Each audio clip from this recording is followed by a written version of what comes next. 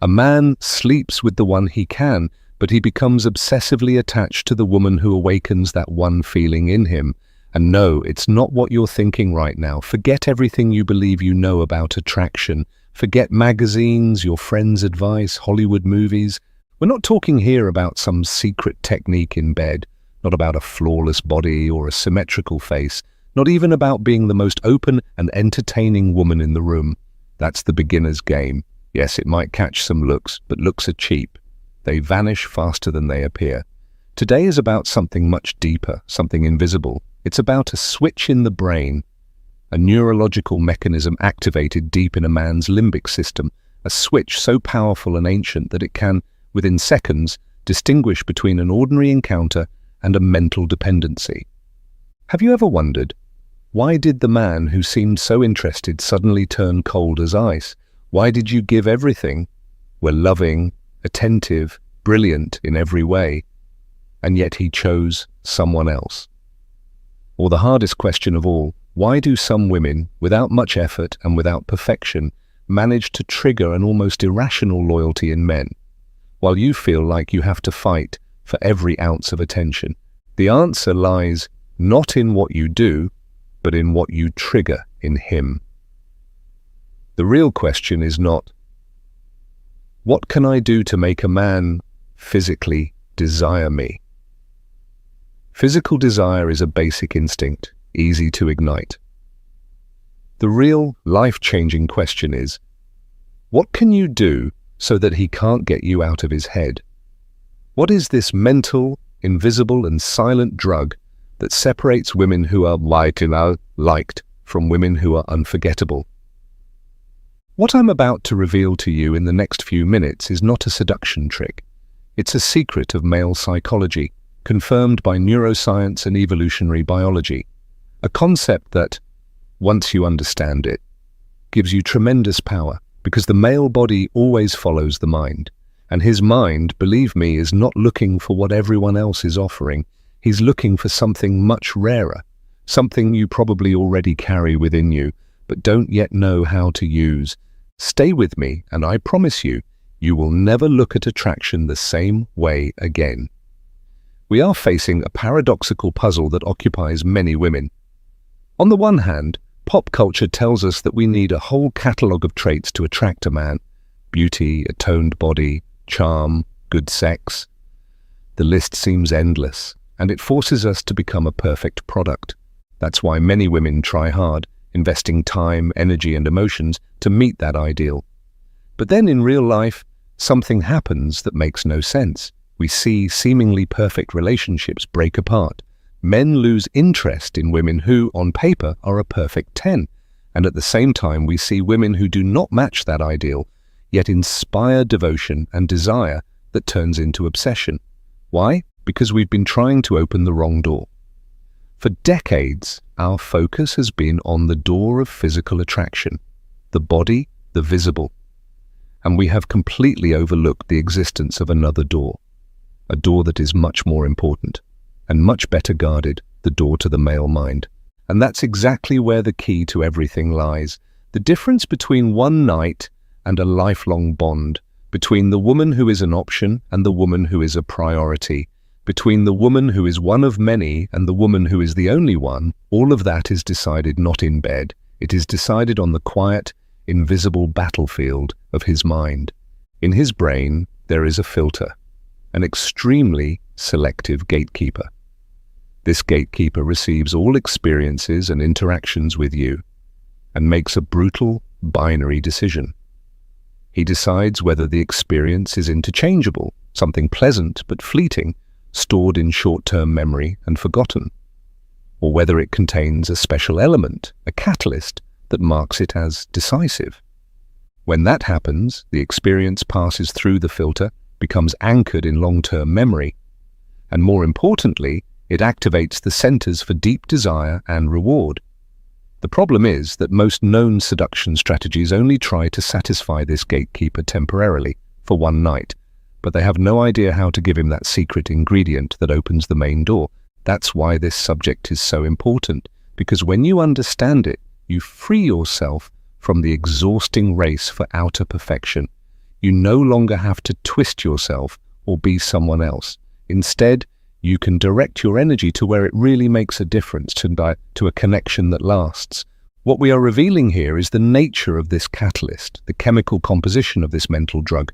I will explain exactly what it is, why the male brain responds to it biologically, and above all, how you can start producing it naturally, without games, without tricks, and without losing yourself. This is my promise. If you stay, you will not only learn a new word or concept, you will understand the operating system of male desire on a level that 99% of people completely ignore. And this knowledge is power, the power to truly touch. So what is this mental drug? What is this secret ingredient that breaks through all of a man's defenses and settles directly in his innermost control center? The answer is a single word, and probably not the one you expect. It is not passion, it is not mystery, it is not beauty. The word is admiration. I know what you might be thinking now. Admiration sounds a bit cold, not exactly sexy. It seems more like something you feel for a mentor or boss, not for a partner. And it is exactly in this misunderstanding that its secret power lies. To understand why admiration is the fuel for the deepest male desire, we need to take a brief look inside his mind, into his most basic programming.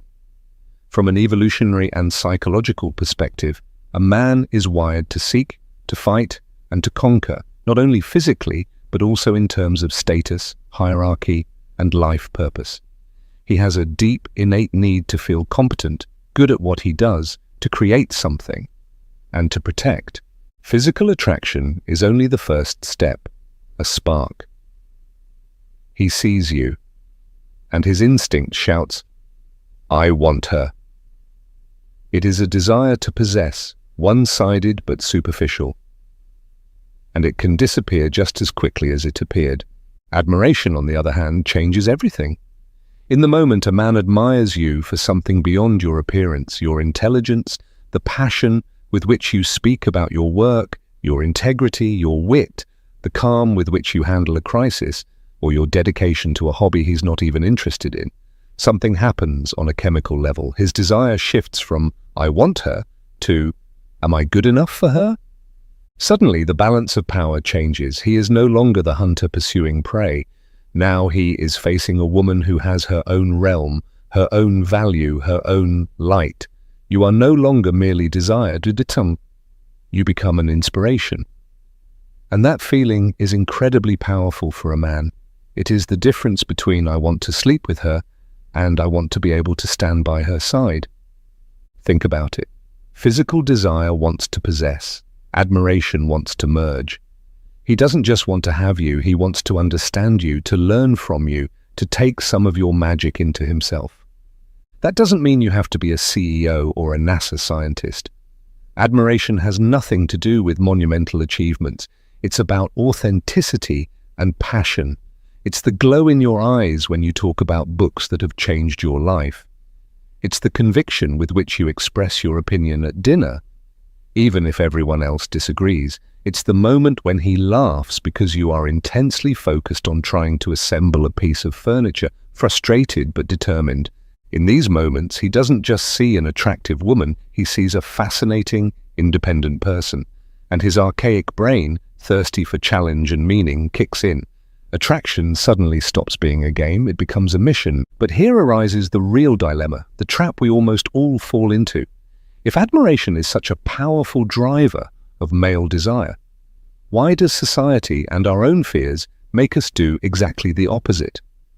Why are we taught to make ourselves smaller, to not shine too brightly so as not to scare off men? And it is in this contradiction that attraction dies, because we are faced with an uncomfortable truth. The strongest driver of male attraction is admiration. But right next to this truth lives a huge destructive myth. A myth whispered to us since childhood, one we've seen in thousands of movies and eventually accepted as universal truth. It goes, don't be too smart, don't be too successful, don't be too independent, because otherwise you'll scare men away and end up alone. Does that sound familiar? It is one of the most paralyzing lies told to generations of women, and it traps us. In order to be desirable, you must stop being admirable. But here comes the twist. This myth is not entirely false, but it is fatally misinterpreted. And in this false interpretation, we sabotage ourselves. The truth is, a man of real value is not afraid of your strength. He only withdraws if you treat him like an opponent. He doesn't fear your intelligence. He feels drained if you use it like a weapon against him. Your success does not scare him, but if you use it to belittle his, he will lose interest. Think of it this way. Male energy is naturally oriented toward competition, problem-solving, and progress. When a man approaches you on a romantic level, he seeks polarity, a feminine energy that complements his, not fights it.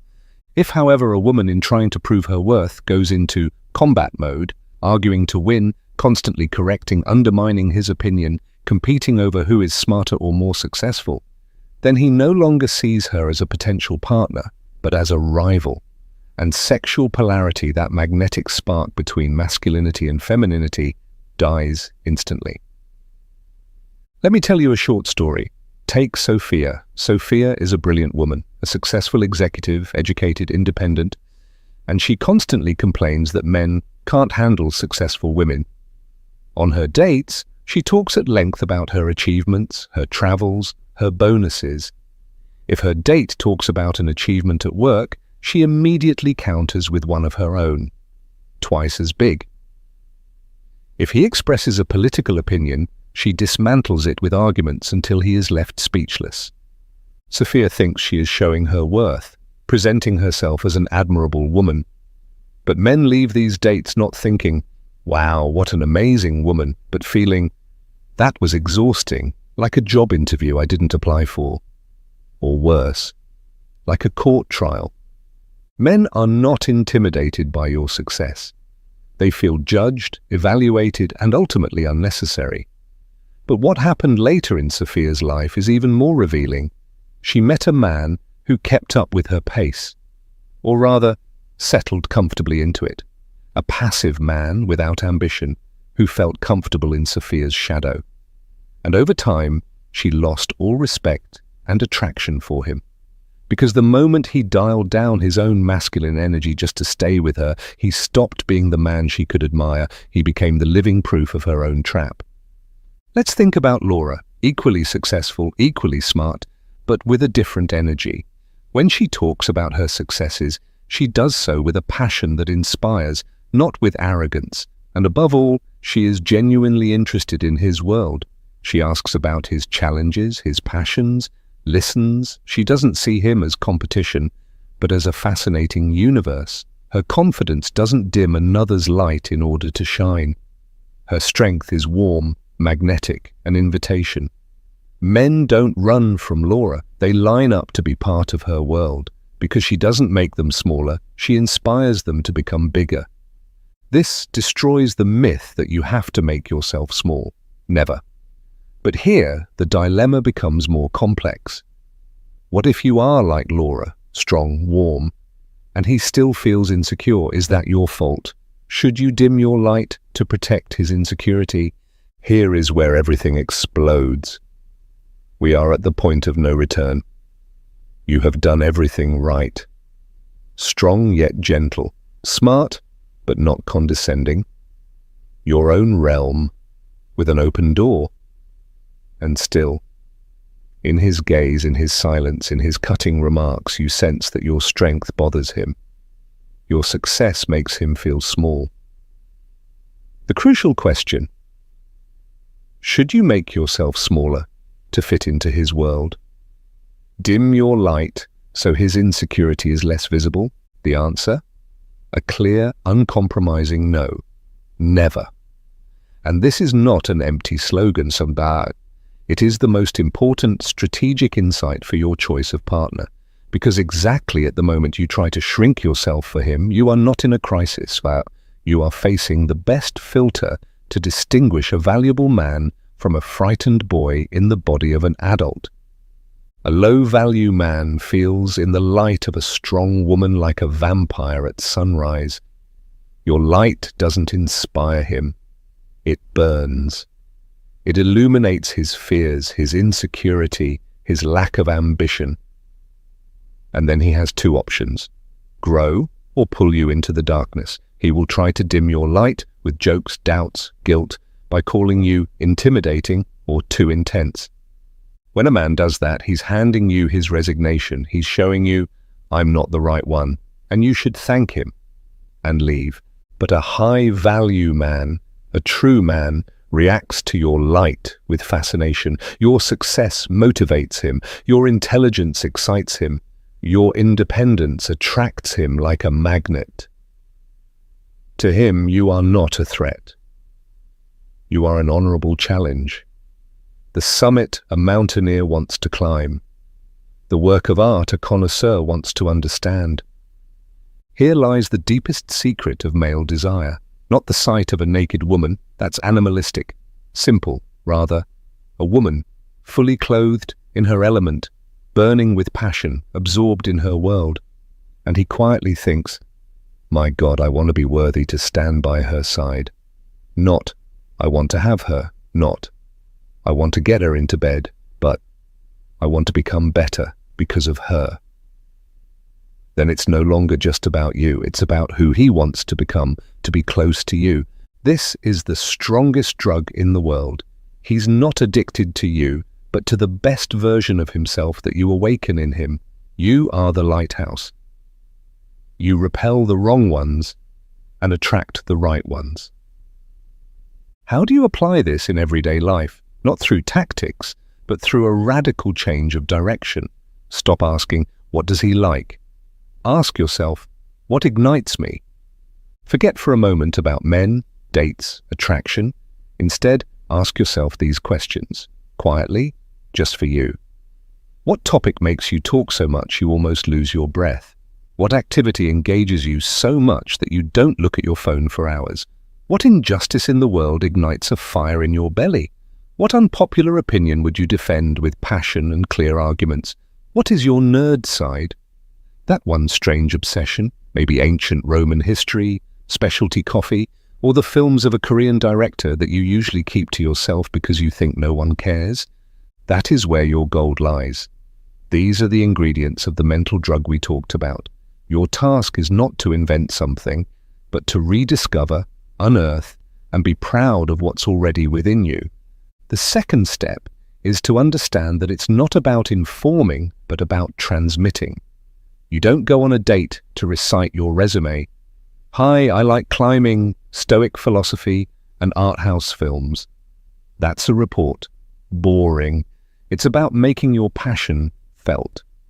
If you're talking about films, say, that one scene completely fascinated me because of the lighting. Look how the director did it. Or suggest a meeting yourself. Hey, there's an antiquarian book market in the city on Saturday. Want to go? I love the smell of old books. It's about letting your energy fill the room. You don't have to wonder if he likes books.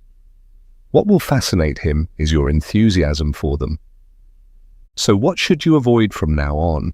Stop suppressing your honest opinion just to avoid conflict, pretending you love football when you're bored to death, playing the helpless girl so he can save you. Becoming his personal cheerleader while your own dreams gather dust. And what should you start doing? Fiercely defend your time for your projects and hobbies. Stop constantly sacrificing your social life for him. Don't be afraid of discussions. I disagree. I see it this way. Show your path, with setbacks included. I'm trying to learn programming right now. Nothing worked today, but tomorrow I'll try again. Be the main character in your own movie. He can be a great co-star, but never the director. I know this path is scary, because it guarantees one thing: some men will leave. Maybe men you feel physically attracted to. They'll feel intimidated or simply won't connect. But you must understand, this is not failure. It's a clear victory of your new filter. Every man who leaves because your light is too bright saves you months or years with the wrong one. And above all, he makes space for the right one, for the one who can not only stay, but who actively seeks exactly that. The ingredients for this admiration drug are not found in a lingerie shop, but in your bookshelf. in conversation with a friend who challenges you, in the business plan lying in your drawer, on your next solo trip. Start tending your garden, not to attract butterflies, but so that it becomes so spectacular that only the best butterflies can't resist coming by. We've come a long way together. We've debunked the myth of intimidation. We've discovered the nuclear power of admiration. I've shown you how to tend your own garden and become the woman who works like a living filter. But if you think this is just a strategy to attract men, you're missing 90% of the treasure. You're missing the true core of this journey. Because at the end of the day, it was never really about him, it was about you. It was always about you. We've spent our lives turning our heads sideways, outward, seeking validation, seeking approval. We've learned to ask, am I pretty enough for him? Interesting enough, good enough? And we've shaped ourselves, our personalities, our bodies, to get a yes as an answer. But the path we've opened today is a revolution. It's the moment to turn your head 180 degrees, and finally look inward. It's to stop asking whether you're good enough for him and start asking, is the life I'm living good enough for me? Imagine your life is a campfire. For a long time, we've been told to go through life with a small, flickering flame and desperately look for someone to bring us wood so our fire doesn't go out.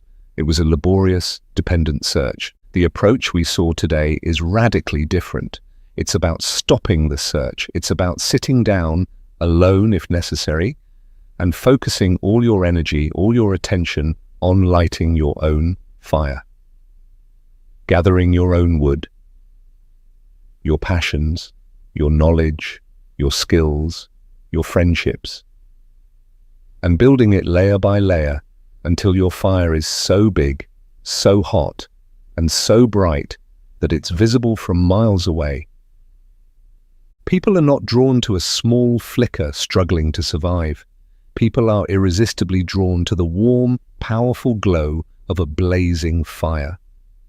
Being admirable is not a show for a date, it's the natural consequence of respecting yourself.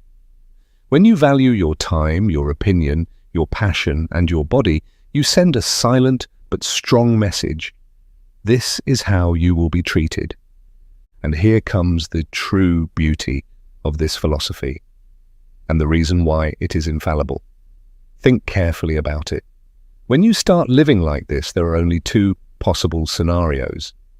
Scenario 1, a great man, a man of true value, sees your fire from afar. He feels drawn to it.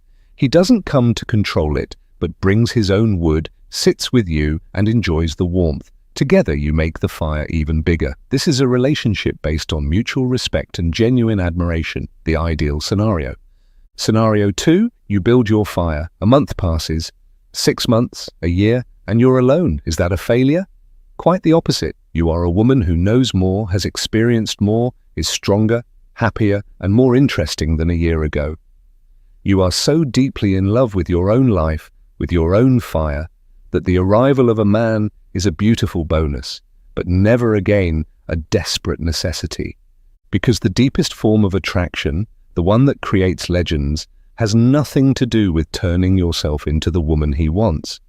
It's about being so complete, so raw, and so radiantly alive in your own skin that it's an absolute privilege for him to stand by your side and warm himself by your fire. So there is the fire, and there is the decision. A decision you must make not only today, but every day, every morning when you wake up, every time you meet someone new, every time a conversation gets deeper. Before you lie, two paths.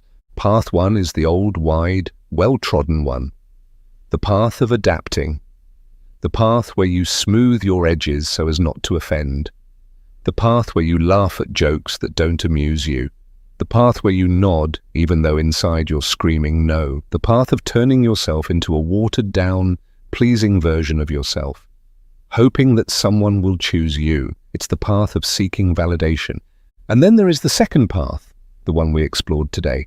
Narrower, steeper, sometimes lonelier. The path where you build yourself, stone by stone. The decision to read this book instead of watching the trendy series. To start that finance course, even if your friends don't understand. To voice an opinion, even if your voice shakes. It's the path of embracing your uniqueness, of falling in love with your own mind, of becoming a woman who doesn't wait to be chosen, but chooses for herself with whom she shares her time and energy. It's the path of self-respect. In the end, it all comes down to one question, not one you ask him, but yourself.